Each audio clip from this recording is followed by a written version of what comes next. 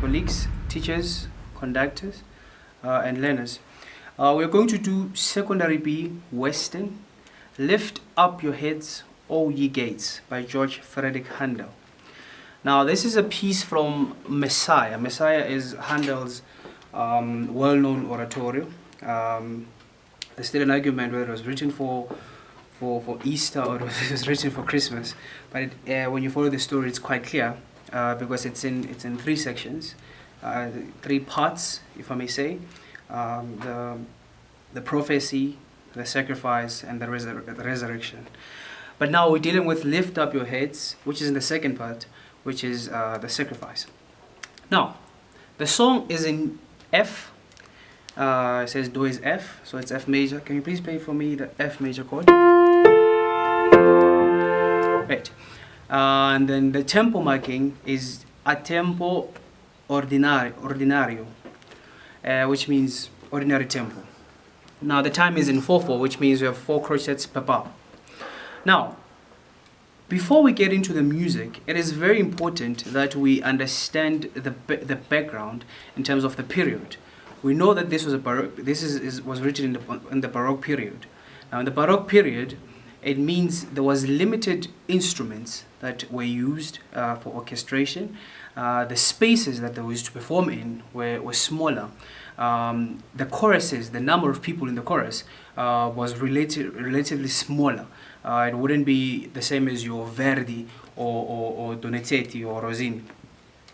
Anyway, now in the music you have 4 bars of piano introduction, and in the piano introduction you already have the theme, the main theme of the song.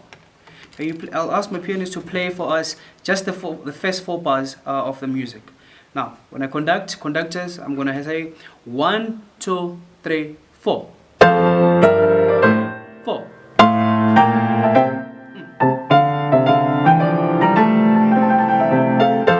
Now, this is what the sopranos or the females when they start singing in bar 5. So I need to note this. Conductors, learners, everyone. Just because the voices start singing on bar 5, it doesn't mean the music starts on bar 5. The music started on bar 1 with the piano introduction. Now we're going to ask the pianist. So before I ask the pianist to play for us, I need to note this. The song is not your typical SATB, soprano, alto, tenor, bass. You have soprano 1, soprano 2, alto, tenor, and bass. So you have 5 voices in the music, and we're going to explain why is it important to have 5 voices. Now, balance. You need to ensure that the soprano 1s or the soprano 2, none of these overpowers the other. They need to maintain a certain balance. There needs to be balance. So when you're dealing with your choir conductors, ensure that you do not empower one part more than the other. All right, we're going to sing the first section. So our plan, this is also for rehearsal purposes. We are going to sectionalize the music. Fortunately, this is well written because if you look at your music, there's letter markings that actually help us in sectionalizing the music and learning the music better. Now, we're going to sing from bar 1 until bar 10, just before the male's entry. Now, 1, 2, 3, 4. So I'm just going to start from top. Piano intro. Yes, from the piano intro. Okay. Start. 1, 2, 3, 4.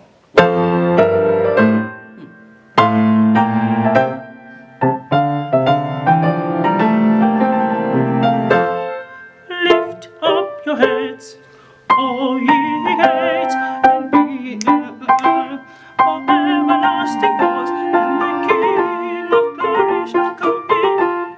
That's the first section. The text: Lift up your heads, O ye gates, and be ye lift up, and ye everlasting doors, and the King of glory shall come in. First thing you think about, word painting. When it says lift, already in the voice and in the energy, it needs to lift. Because when the piano starts playing, the first note, you can actually hear the energy there. It needs to be very energetic, vibrant, and light. Remember, this is a Baroque period. It cannot be too heavy. Do not put so much weight in the voice, because stylistically, then we're going to be maybe wrong, if I may use that word. So it needs to be very vibrant. You need to try and have an ideal sound. What I consider an ideal sound is a sound that is free, a sound that is forward, and a sound that is resonant. So you need to be light and bright, but still be audible. Someone with the cheap tickets, as they usually say in theaters, needs to be able to hear what you're saying. Now, we have an introduction by the females.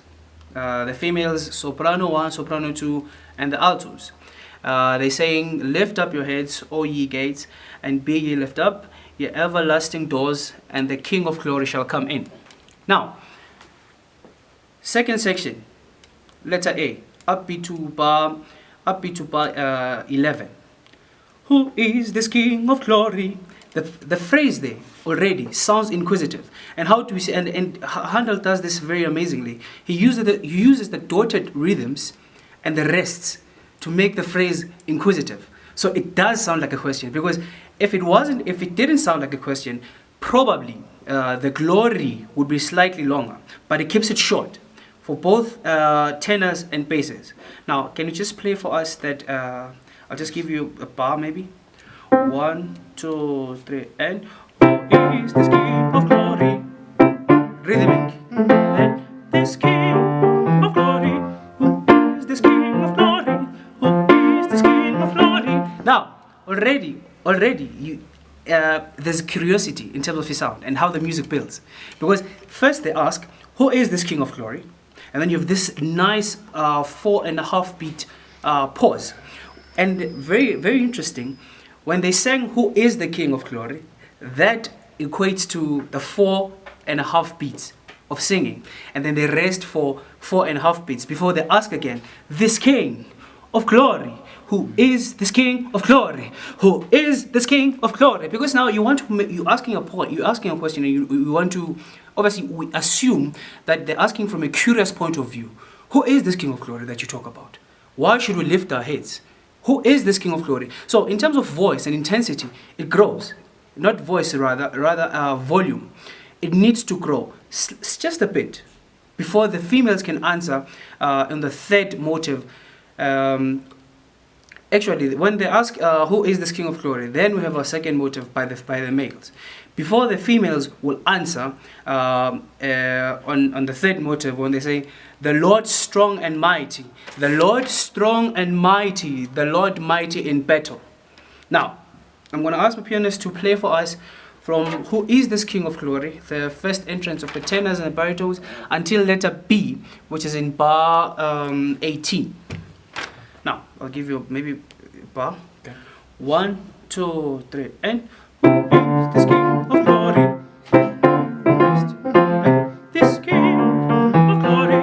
Who is this King of glory? It's vice and King, the King. The answer, the Lord strong and mighty. The Lord strong and mighty.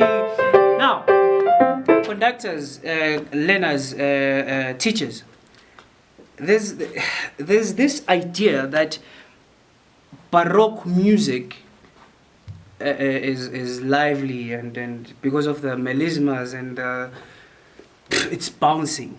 But what we most of the time confuse is that the music should not be detached. Baroque music is not always detached, because in my experience I've seen a lot of choirs or a lot of singers detaching the music, claiming that it's stylistically correct, which is far from the truth. Just because the music is bouncing and lively doesn't mean it's detached. Yes, we have rests in the music, but rest does not mean we're resting entirely. We're singing the rests. So we observe the rests by singing the rests. That's not your time to relax and think about other things. You're still in the music, you're still singing the rest. So we need to be very, as much as we want to be accurate in terms of rhythms, in terms of text and whatever that we do, we need to ensure that the music does not stop. The music dies a lot because we always want to detach, and then it doesn't make musical sense and it gets tiring on the ear. Anyway, we move to letter B. Letter B, very interesting. Oh, before that, we had a key change. Upbeat bar 16. We had a key change. Goes from F major to C. It goes to F major to C. Now, remember, in F major, the only flat note is B. You only have B flat. As soon as you sharpen that, already you have a C.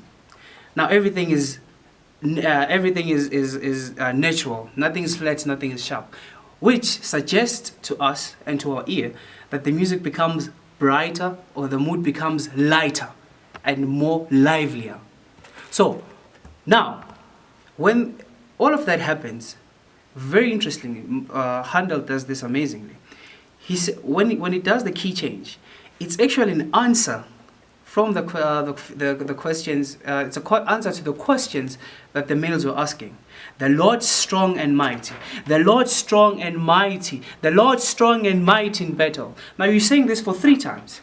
Obviously it needs to intensify. Now I would advise conductors everywhere, and teachers, that maybe try and use word painting.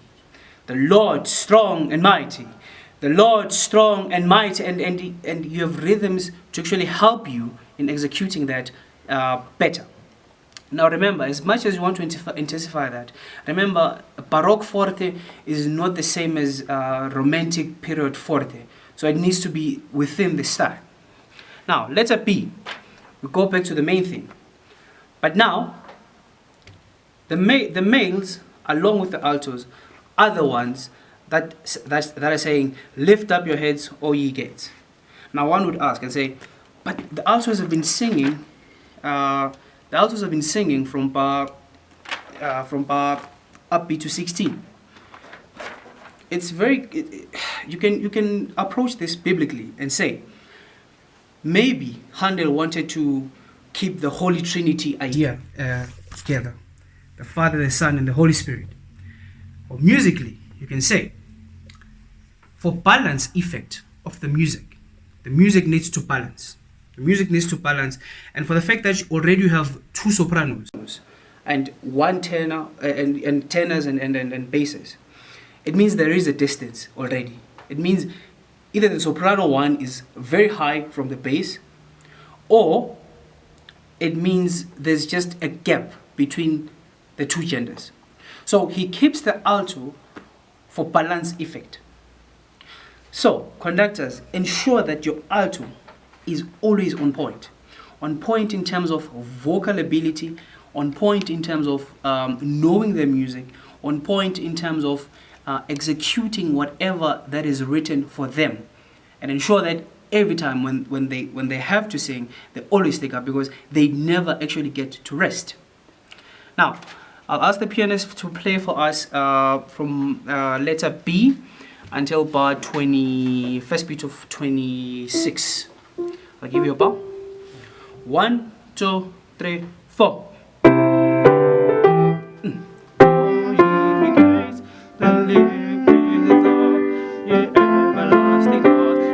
King of glory shall come in, and the King. Key change. Key change. Already you have a key change. You have a key change, and like I said, the song moves from C major, so from F major to C major and back. C major, F major, C major, and back. And remember, from the 2 keys, the only difference is just 1 B flat. It's just that. You remove the B flat, you have a C major chord. Can you just play that for us again? 1, 2, 3, 4. Your heads, oh, ye guys, and ye lift up, ye everlasting God, and the King of glory shall come in. And the King of glory shall come in. Change, and who is this King of glory? Who is this King of glory? More. Who is this King of... Relax. Lord of hosts. Now, the answer here, the answer, like I said, it's very, very minimal notes that make a difference in terms of tonality. For instance, if you go to bar 26, and please pray for bar 26 until bar 20, until bar 30. 1, 2, 3, and who is this king? Listen to the tone. It intensifies and then it relaxes. The Lord of hosts. For the first time they're gonna sing together. The Lord of hosts. Homophony. Who is this King of glory? He is this King of glory. Now, choirs, conductors, teachers, it's very important that you observe all the necessary rests, because they are there for a reason. They are there for dramatic purposes. As much as Handel, when he wrote the Messiah, did not create the drama around the choruses, but he created the drama around the soloist and the recitativo, which means the recite. The choruses in the whole of Messiah accompany the storyline that has been said by the soloist in the whole Messiah. Now, I always say this song is more technical than it is dramatic in terms of storyline. It's not like your typical opera where there's a certain story. Like I said, the Messiah is divided in 3 parts: the prophecy, the sacrifice, and the resurrection. That's the story. It's biblical. So it's not the drama does not lie in the chorus a lot. So as the choir or as a choir conductor, I need to ensure, first thing, that technically I'm right. What do I mean technically? In terms of pitch, intonation, in terms of rhythmic lines, in terms of rests, I need to ensure, because along the song you're going to find typical Baroque style characters. For instance, where the sopranos have their own melismatic line, and then the altos have their own longer line, the tenors have their own melisma line also. So you need to ensure that technically you're really correct, because if you're not correct, then the song is going to be a very huge mess. Instead, Handel afforded us an opportunity to create a beautiful noise. So we need to apply all the technicalities. Now, let us see. First and second soprano, more homophonic. Everyone sings same thing in same thing in the same rhythm until there's going to be a canon by the whole choir and the soprano. Note that now you have one soprano. You don't have 2 sopranos. You have one soprano. So you have soprano, alto, tenor, SATB, typical SATB. You're going to have a canon between the choir and the sopranos. So it needs to complement each other. As much as the 3 voices against 1 voice, it needs to complement each other in terms of the energy, in terms of execution. Obviously, in terms of sound, the other 3 voices will be slightly bigger because the numbers are bigger and they're working against the sopranos. But it is our duty as conductors, as teachers, to find balance between the canonier soprano and the other 3 voice parts. Now, sorry, can you just please pray for me from letter T until letter D? I will not disturb you. Yes, letter C, bar 33. Yes. So I'll count for you. 1, 2, 3, and He is the King of glory. He is the King of glory. He is the King of glory. He is the King of glory. The Lord of hosts. He is the King of glory. That's great. Now, remember what I said about the music being too detached. In this music, we're still allowed to have longer lines, and like you can see in bar 41, those lines are long, especially for soprano and alto. The basses have the nice quavers there. They're nice quavers. They're not really melismas, but it's just the Baroque flair. Remember, in Baroque, everything was about flair. You go to check the buildings of the Baroque period. They're all the fancy designs, the door handles from their seats, and even in our singing, this was all part of the decoration. So the melisma is just technique that is made longer. So it's just it's mainly for decoration. So you shouldn't focus on that to an extent that you sing ha ha ha ha ha ha ha ha ha ha ha. Your melismas are too heavy and everything. They need to be there need to be a decoration of whatever that is the initial idea of the music.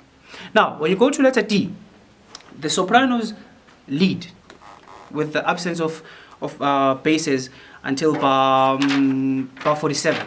So you're just going to have sopranos, altos, and tenors. But the sopranos lead that call and response from letter D until bar 47 when the basses start joining.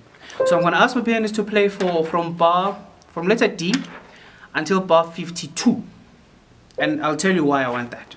So 1, 2. So you're going to start on the second half of the first beat, letter D. Yeah. Yes. 1, 2, 3, 4. The Lord of hosts, He is the King of glory.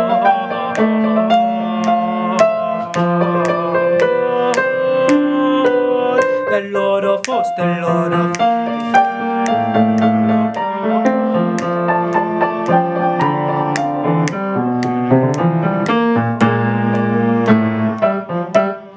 Now, for the first time, the music starts getting disciplined. Discipline in terms of everyone singing the same thing, and the structure is clear. In letter E, when they're saying He is the King of glory, remember that is the third motive of the music. So remember what Handel does very nicely is that, especially in the choruses in Messiah, is that he uses a certain motive. When I say motive, I mean a certain pattern in terms of rhythms or the melody for certain type of words, for certain phrase.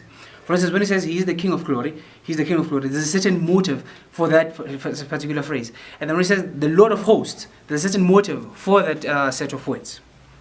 Now, we go to bar 50. Well, take it from letter E.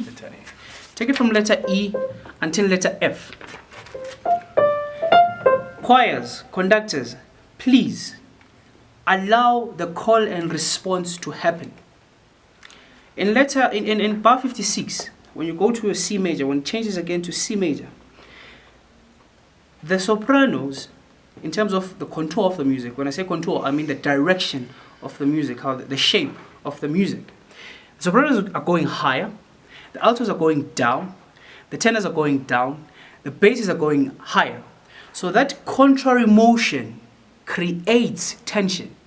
So as soon as something intensifies, as soon as this intensifies, we need to keep it in our heads that when this intensifies, I intensify in terms of my vocal ability, I intensify in terms of energy, I intensify in terms of attitude. As the more you sing the Lord of hosts, the Lord of hosts, the Lord of hosts, remember, use word painting to your advantage so that you make this easier and doable for yourself more than anything else. Now, can we play from letter E until letter F? So I'm just gonna give you the full bar. The full bar. 1, 2, 3, 4. He is the King of glory, the Lord of hosts, the Lord. Feel the tension, the Lord of hosts. Tension grows, tension. The Lord of hosts, He is the King of glory.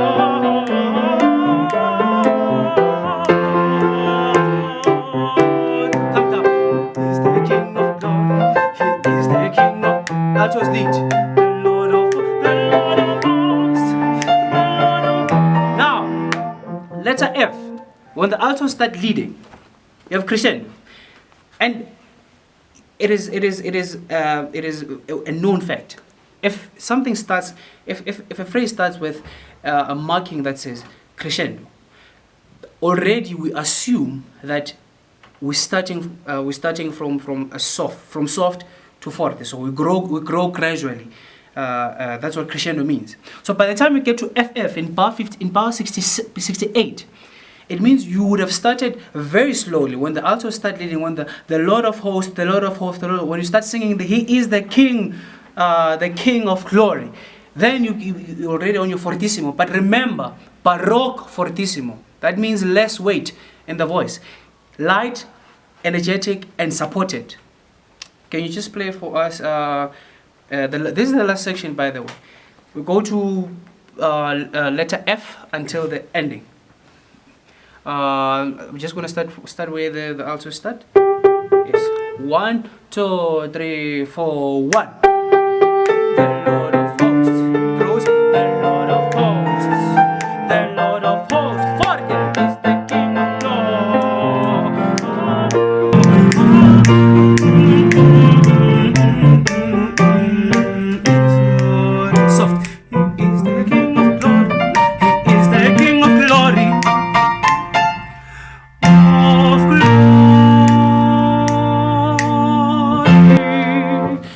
last point with the final section. Two things. Before you get to bar 73, you need to ensure that already you're accurate in terms of your entries, in terms of your note values, so that when you get to verse 73, you can actually start that he is the King of Glory, maybe mezzo forte into forte before you get to the coda. Interesting thing that I need to note about the codas, especially in Handel's coda, in Handel's Messiah. This is what we call an amen chord. Now we have a perfect cadence. So do, and then you have a plagal cadence, fa do. This cadence this cadence clearly suggests that you cannot have a majestic ending, a huge ending. It cannot be a bravura ending. It needs to be of glory.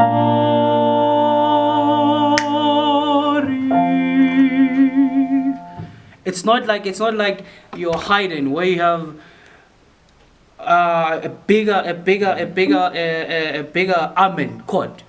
That's not how. That is not within the style of not the style per se, but it's not within the expectations of an amen chord, especially from Handel's Messiah. When you look at all the choruses in the work, they tend to end like this. So you do not need a bigger ending for that particular phrase. Colleagues, conductors, learners, I know that you're going to enjoy this piece of music. It's beautiful to sing. It's beautiful to listen to. I look forward to hearing all of your renditions, and I hope this was helpful. Thank you very much.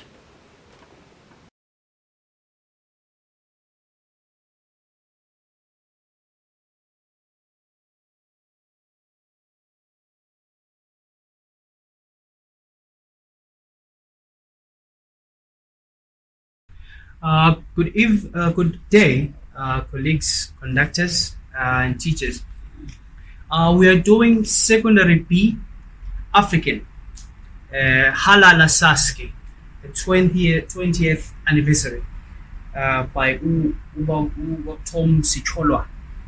The music is basically about appreciation and gratitude to all the people that have contributed to SASCE on its 20th anniversary.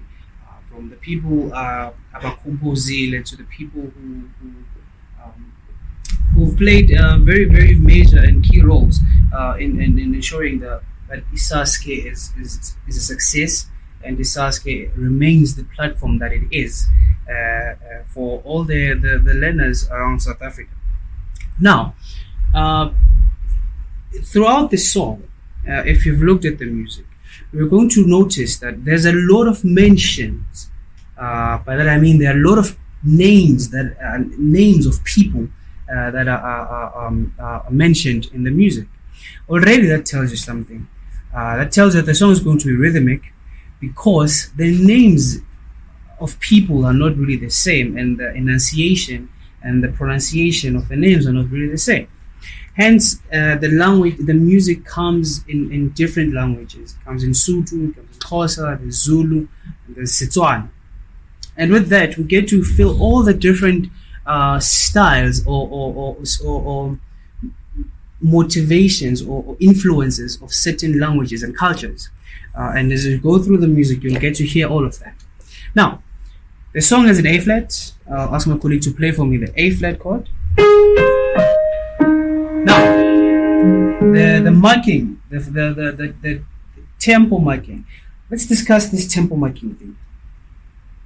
In most cases, we often think about these tempo markings, your maestros or your pumos and all of that. We think of them as how the tempo should be, sort of slow or fast, whatever. I would like us to start thinking of these as character marking. As a character marking. It says maestros, it means majestic. So already you expect a big sound from a majestic sound. Even though the marking, the The volume says forte, which means loud. Now, the first section of the music, well, the music is divided in 6 sections. 6 sections. The first section is from bar 1 to bar 32. Majestic. Think of it more of a character. The first section is actually an exposition. What I mean by exposition, I mean it's actually a description of an idea or a theory. It invites. It says, "Atamelang dichaba tsohle." Invites already. Now I'm going to ask my pianist to play from bar 1 until bar 5. So not bar 5, but bar 7. Just that alone. Now, as a conductor, when I stand in front of the choir, I need to ensure that the choir knows that I imply a larger sound. I'm going to make my movements bigger. 1, 2, 3, 4.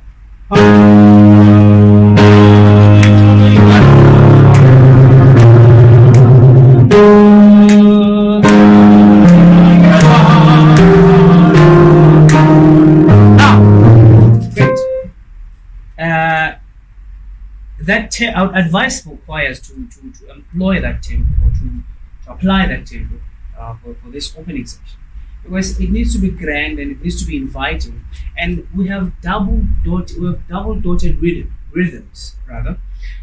For instance, it says ya ba ya da da da da.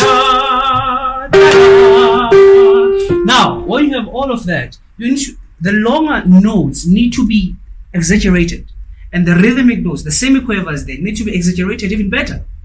Now, when you rush the tempo, you're putting yourself in a compromising position whereby you cannot apply all these rhythmic patterns and have that majestic sound. Now, I'm going to ask my colleague here to play the whole exposition, which is from bar 1 to bar 32. I'm not going to ask him to play from bar 1 to bar 32. I'm just going to ask him to play from bar 1 to bar 5, 6, 7, 8. To bar 8, from bar 1 to bar 8. I want all the composers, all the conductors and the teachers around to feel how the song should sound, how the effect. We need to put ourselves in positions whereby we're able to apply the effect of these rhythmic patterns and understand the affect. When I say the affect, I mean the emotion behind it. It's full of gratitude. It's emotion of just being thankful. Now, let's try and play that from bar 1 to bar 8. 1, 2, 3, 4.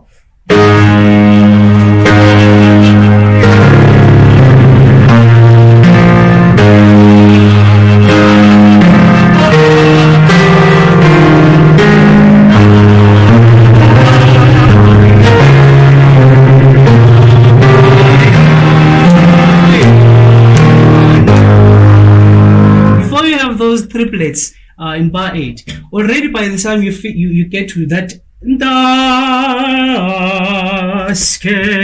you feel like it's an end of something. Now that's what we mean by exposition.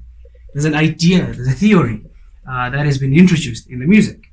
Now, if I'm a choir conductor, if I'm a teacher, I'm dealing with teenagers that need to get through this 151 bars of music.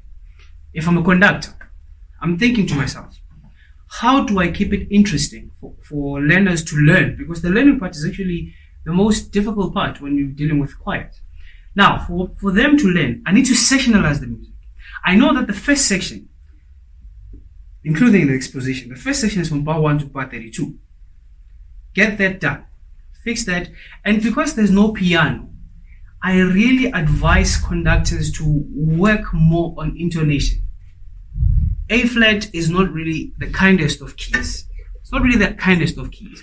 So you need to ensure that the intonation of the choir is on point. And there's only one way for the intonation to be on point, is if you sing this thing repeatedly correctly and it's practiced correctly in terms of the energy that is put in the singing during rehearsals, and just keeping pitch and staying with either using a piano or your melodica.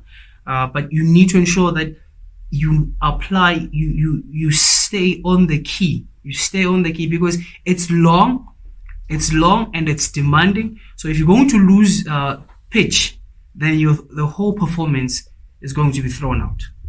Now, we move to the second section. Second section is from bar 33 to bar 49.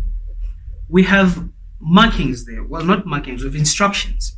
First instruction says clapping of hands and a traditional drum. So we know that you're going to have clapping of hands and a traditional drum. The second instruction is a sangoma type of dance to be performed by a few. So you need to have few students. When I say few is not specific. I would not advise any choir to have more than 3 students to be doing the dance. I'll tell you why. The third instruction says a narrator to come forward and narrate about SASCE, its heroes, its heroines, and in a traditional manner, in a language of his or her own choice. Now, clapping of hands. You need to clap hands. Remember, this is a singing competition. So when you clap hands, the hands cannot be louder than what you're singing. Because if an educator is sitting there, he will be listening to the clapping of hands, but he is also interested in what you're singing, in what you say in terms of singing. The traditional drum, one drum should be enough to give the effect of a sangoma type of dance. Now, a sangoma type of dance needs to be performed by, I wouldn't advise more than 3 people.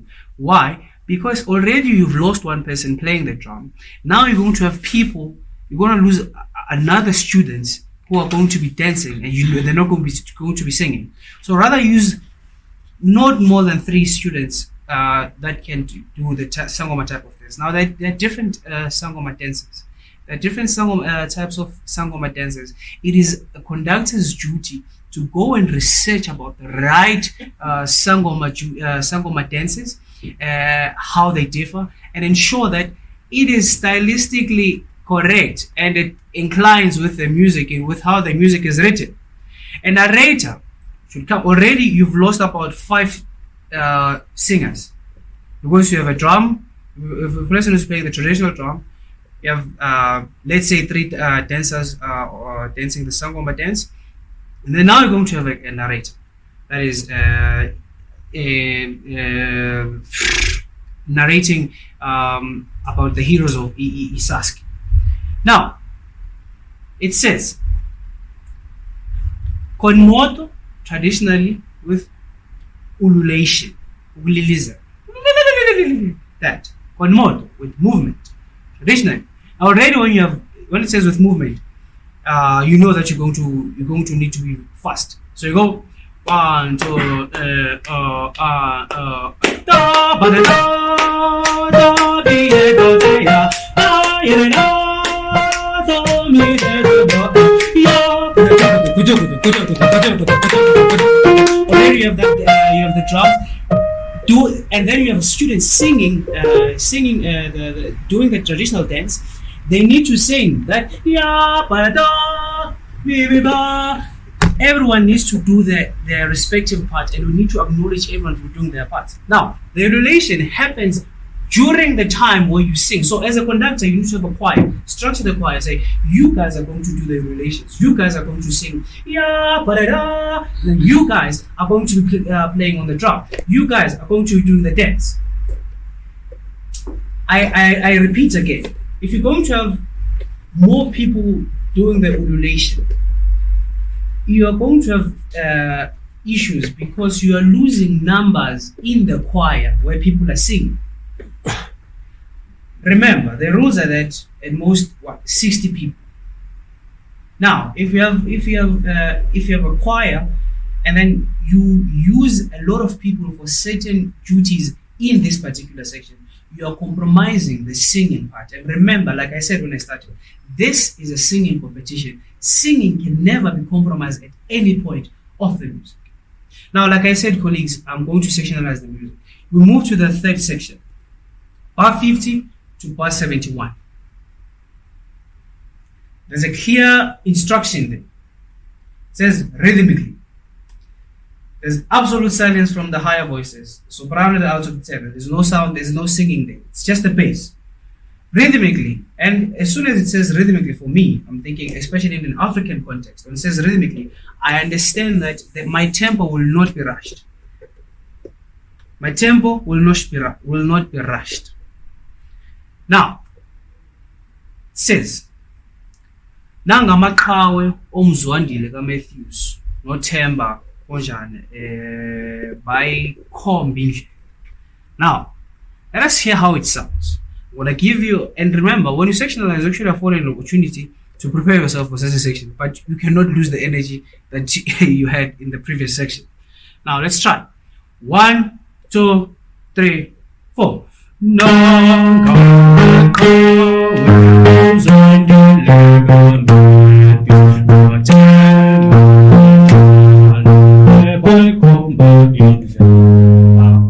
Already hear that? That's African. That is us.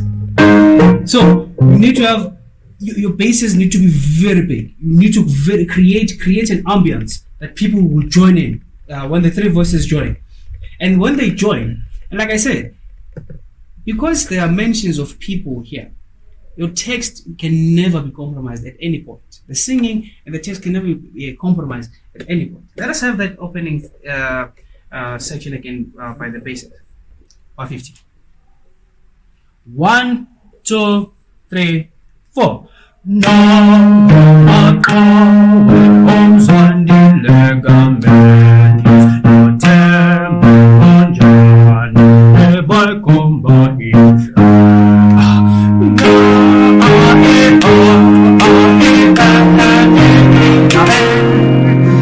Now, why do you have that? You felt the difference. I think we all felt the difference there. Why? Because there's a mention of isibongo lapha, undebele.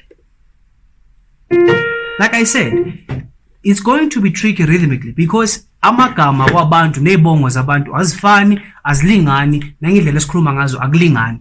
So we need to put ourselves in a position whereby rhythmically we are on point. Now, let's move to the fourth section.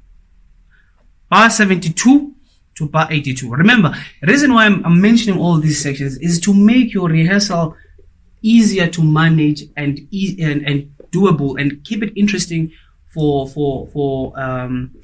the learners.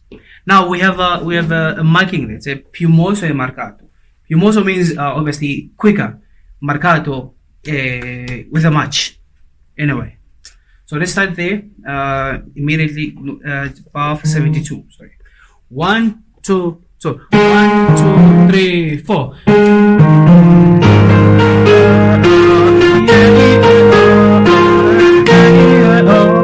Now, bona nusaske, uvula indlela, uphuhlisa, uphuhlisulwa, ulucha, sorry. Like I said, the markings, zamatempo, we need to think of them in a more of a character marking than it is a tempo marking. Because like I said, as soon as the technicalities, the technical parts of the music are settled, then you are good to go. You need to understand, you need to know your entries, know your rhythms rather, know your rests, and the choir will be perfectly synchronized. Because more than anything else, we need the choir to be synchronized. The choir needs to sing the same, the choir needs to start the same with the same energy and finish the same with the same energy. Now, we move again to the fifth section, which is in bar 88. It says to be in Tsutube rhythm till bar 104. Now, Tsutube rhythm is a Tswana dance, Tswana style. The composer changes the time signature with bars. So, for instance, in bar 88, it's 2/4. Bar 89, 3/4. Bar 90, 2/4. I understand what it's doing. So if you count this, it says 1 2 1 2 3 1 2 1 2 3 1 2 1 2 3 1 2 1 2 3. Now, I don't know if this will help, but you can think of this as 5/4. So So you go 1, 2, 3, 4, 5, 1, 2, 3, 4, 5, 1, 2, 3, 4, 5. Now, in terms of speed, you need to understand, you need to know Tsotsobe dance. You need to know Tsotsobe dance, Tsotsobe style, so that it makes sense. So if you go,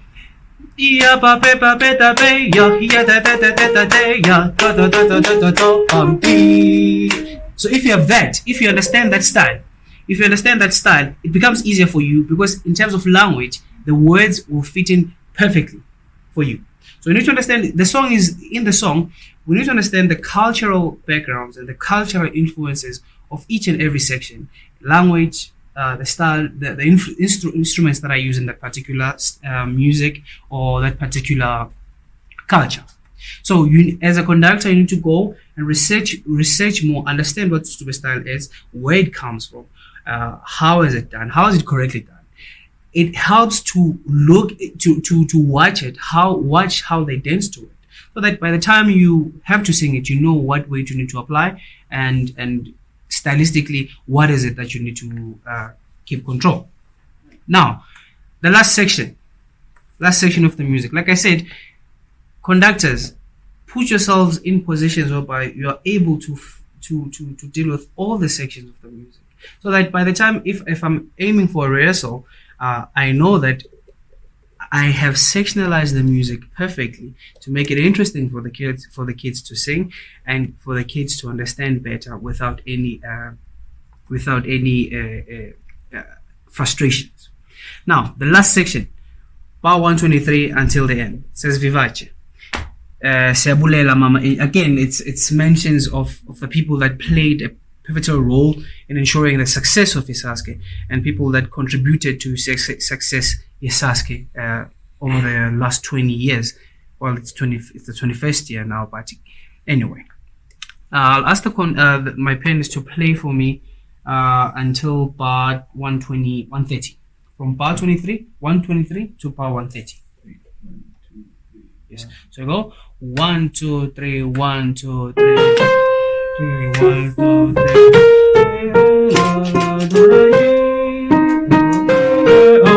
Again, the same idea that you had when you started.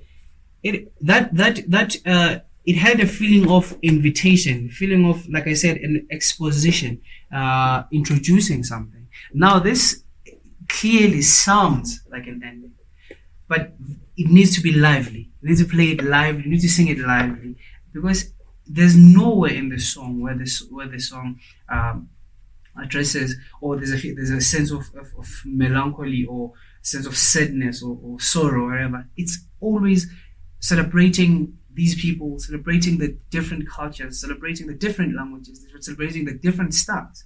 So now, at this particular section, it's your typical choral sound, but also very lively, and with the right weight and attitude towards the music. Now, recommendations. I would recommend that all choirs and conductors go and learn the respective languages, learn the pronunciation, enunciation, the consonants used and how they're used in different languages. Makawe gazi, awu, Kombidlela. The more we put ourselves in a position whereby we're able to understand all these languages and how they're sung, the better we get to sing this music stylistically correct. My biggest recommendation, though, is that try and sectionalize the song.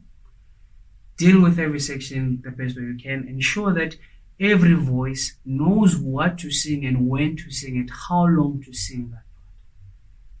The other instructions are clear in the music. The music is written beautifully, and I appreciate the inclusion of different styles and cultures that celebrate Africa, and because SASCE is celebrated nationally with different cultures and practices. So we need to put ourselves in that position whereby we acknowledge our Africanness, and Uba Cholwana has made that possible for us. Colleagues, learners, teachers, I really hope you are going to enjoy this. It sounds like a treat. It definitely is a treat when sung correctly. I hope you do enjoy. Ngiyabonga.